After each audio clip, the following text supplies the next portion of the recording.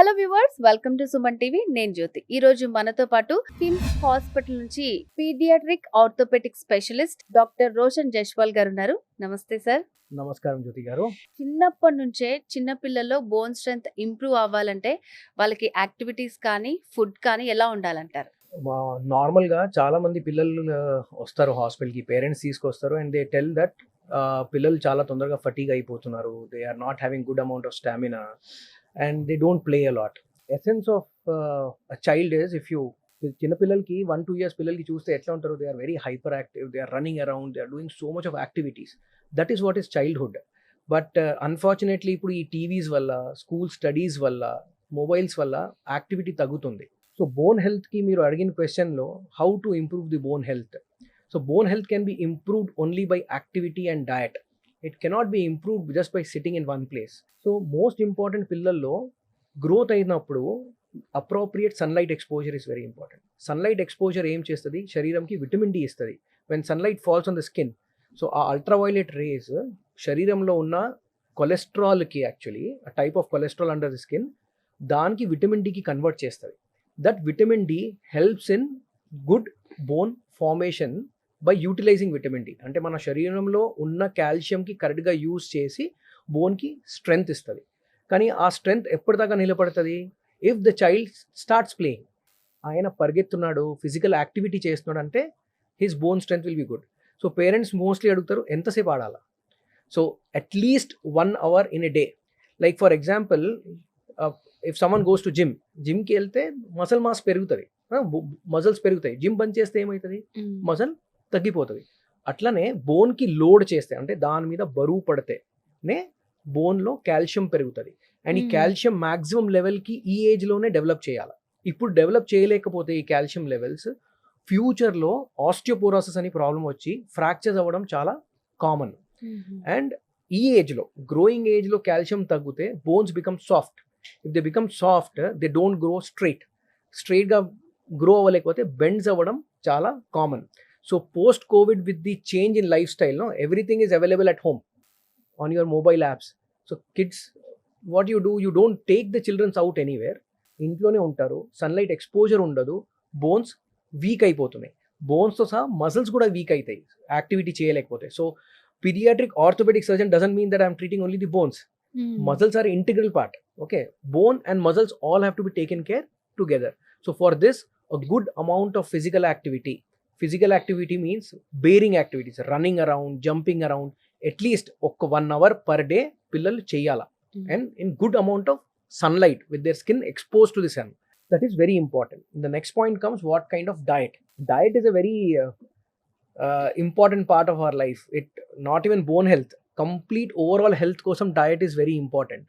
And unfortunately ఇప్పుడు మనం westernisation ఎక్కువైపోయి మన నేటివ్ డైట్ కి మర్చిపోతున్నాం మనం.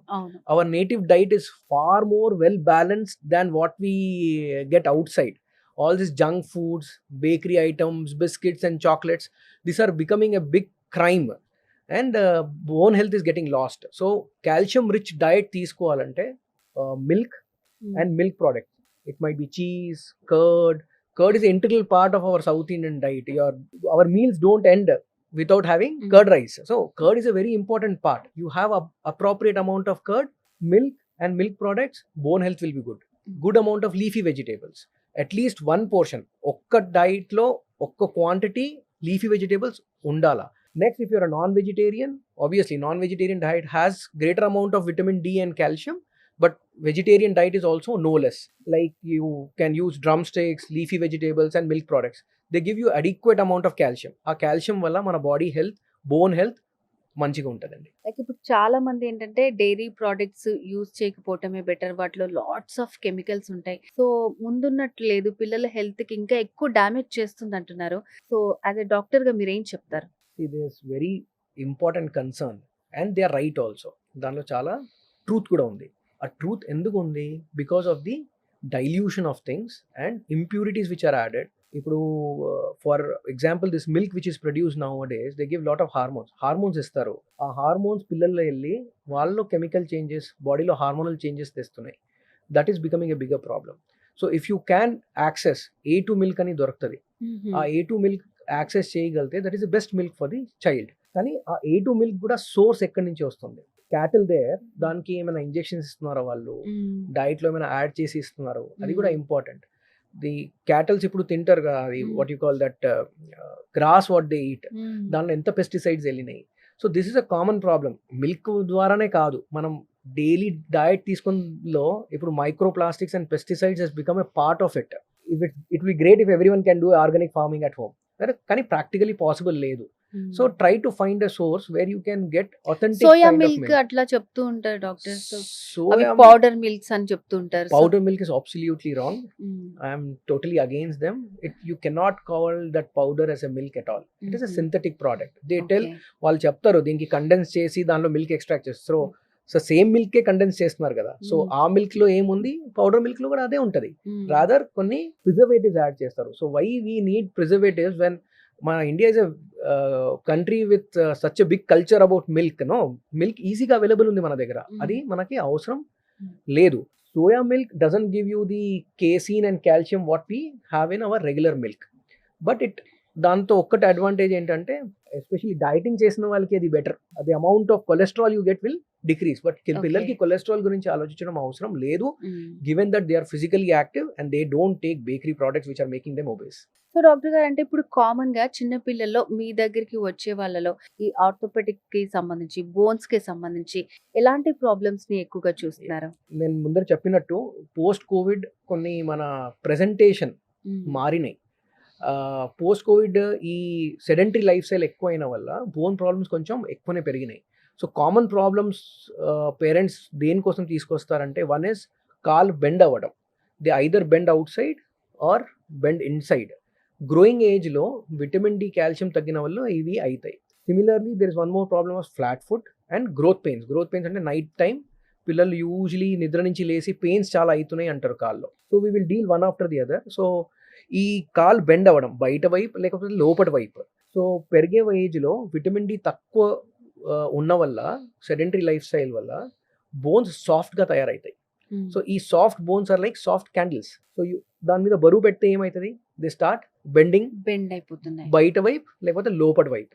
And this become a very major issue. And probably నా 50% of my OP I see this only. That has become such a big problem. Okay, so దీనికి first 4 years of లైఫ్లో vitamin D levels correct చేసుకుంటే ఈ అన్ని deformities ఆటోమేటిక్గా correct అవుతాయి. దీనికి rickets అంటాం మనం మెడికల్ లాంగ్వేజ్లో. This is called rickets. So rickets can be corrected by just supplementing them good amount of vitamin D in first 4 years of life. After 4 years of life there is మేము ఏం చేస్తామంటే growth modulation. మీకు ఒక example చెప్పాలంటే, మన tree is growing. Tree grow అయినప్పుడు దానికి మనం కట్ చేస్తాం డిఫరెంట్ సైడ్స్ నుంచి, so that it grows in a correct direction. అట్లానే medically we call something as growth modulation. Growth అంటే ఆబ్వియస్లీ చైల్డ్ ఈస్ గ్రోయింగ్, దానికి మాడ్యులేట్ చేస్తాం. That's a very small surgical day care procedure. Morning the child will come, get admitted, a small procedure is done which requires one stitch.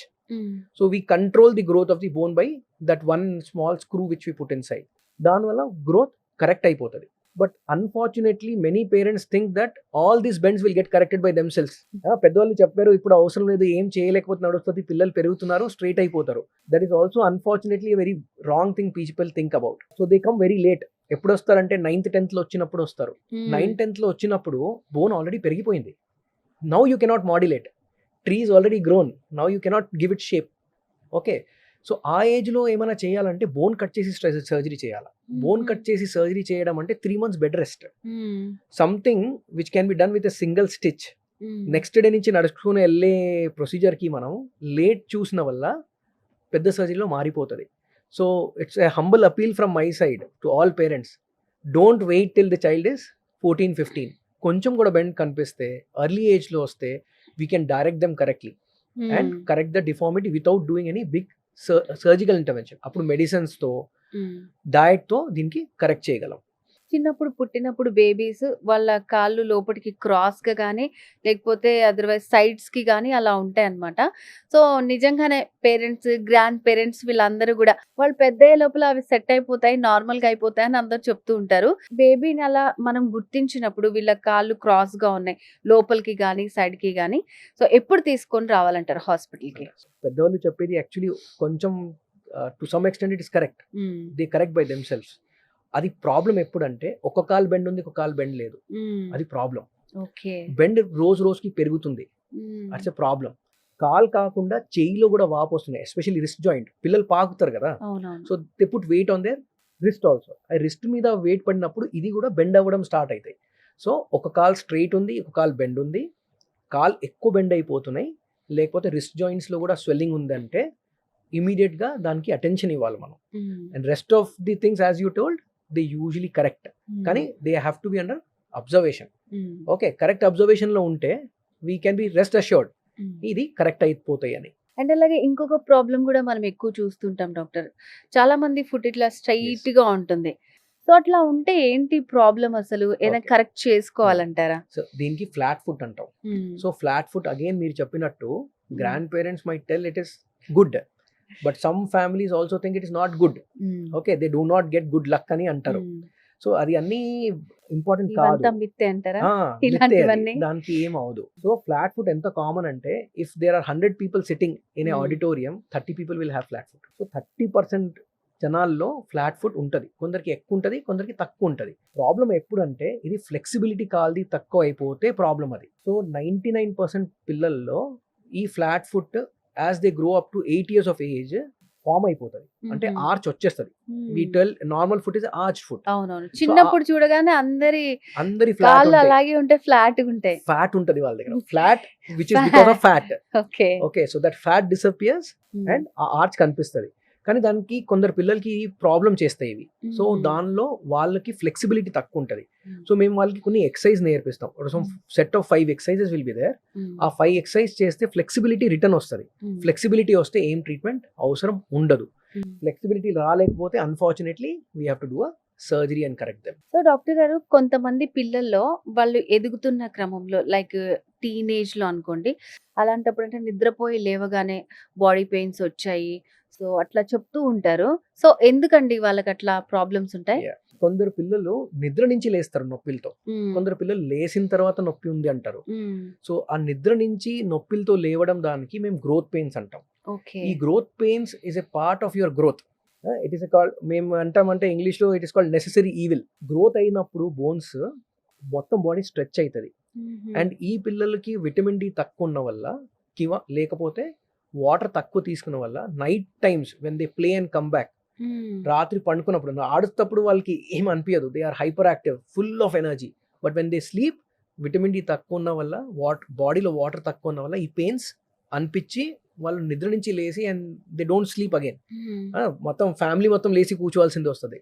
So child sleep is disturb, parents sleep is disturb, next day మన పని కూడా disturb అవుతుంది. So దీని గురించి కూడా మనం కంగారు పడే అవసరం లేదు. విటమిన్ డి లెవెల్స్ చెక్ చేసుకొని విటమిన్ డి సప్లిమెంట్ ఇవ్వాలా అండ్ హైడ్రేషన్ కరెక్ట్ పెట్టాలి. హైడ్రేషన్ అంటే water intake at least 2 liters in a child is very important. నేను ఇంకో సెట్ గురించి మీరు అన్నారు, when the get up in the morning, అంటే మార్నింగ్ లేచిన తర్వాత బాడీ పెయిన్స్ అంటారు. దీనికి స్టార్టింగ్ పెయిన్ అంటాం మనం. ఈ starting pain is very common even in adults, not even in kids. Adults also experience this pain, especially back లో నొప్పి అంటారు, లేకపోతే కాఫ్ మజిల్స్ లో నొప్పి అంటారు. The reason for this is also the same, hydration and vitamin D. దీని తప్ప ఏమైనా ఉంటే posture. Adolescent kids have lot of studies, వాళ్ళు కంటిన్యూస్ కూర్చొని రాసుకుంటారు, చదువుకుంటూ ఉంటారు. సో మన చైర్ ఏది యూజ్ చేస్తున్నారు, టేబుల్ చైర్ పొజిషన్ కరెక్ట్ పెడుతున్నారా లేదా, అది important. And other culprit is your phone. They keep browsing on the phone, sitting like that, it causes lot of shoulder and back pain. So doctor గారు, final గా పిల్లల్లో అయినా పెద్దవాళ్ళలో అయినా bone strength బాగుండాలి అంటే సో వాళ్ళు ఎలా ఉండాలంటారు? వాళ్ళ లైఫ్ స్టైల్, ఫుడ్ హ్యాబిట్స్ ఇవన్నీ. There are 3 mantras to this. First mantra is exercise. Okay. ఎవరు చేయాలని అనుకోరు, but 1 hour of physical activity every day will make their bones stronger, muscles stronger, and overall health stronger. Cholesterol levels తగ్గుతాయి, body fat తగ్గుతుంది, energy levels తగ్గుతాయి. There are a lot of hormonal changes in body which keep you more active. Productivity పెరుగుతుంది. So first thing is that. Second is diet. Keep your diet low in carbohydrate, rich in proteins, less in sweets. That will help you. The third mantra is posture. మన పని చేసే విధానం. Many of the software people or adolescent kids who go to school, they don't sit properly. If they don't sit properly, there will be ఎక్కువ strain అవుతుంది బాడీలో, Mhm. నెక్కి బ్యాక్కి strain అవుతుంది. ఆ పోస్చర్ కరెక్ట్ పెట్టాలా. And whenever you're sitting for a long time, every 20 minutes give 2 minutes break. That is what will take care of your muscle strength. So చాలా మంచి టిప్స్ చెప్పారు. సో ఫాలో చేసిన వాళ్ళది bone health చాలా బాగుంటుంది. So anyways doctor గారు, చిన్న పిల్లల్లో వచ్చే ఈ మధ్య కాలంలో వచ్చే ప్రాబ్లమ్స్ ఏంటి, వాటికి మీ దగ్గర ట్రీట్మెంట్ ఎట్లా ఉందని చాలా బాగా ఎక్స్ప్లెయిన్ చేశారు. Thank you so much. Thank you, my pleasure.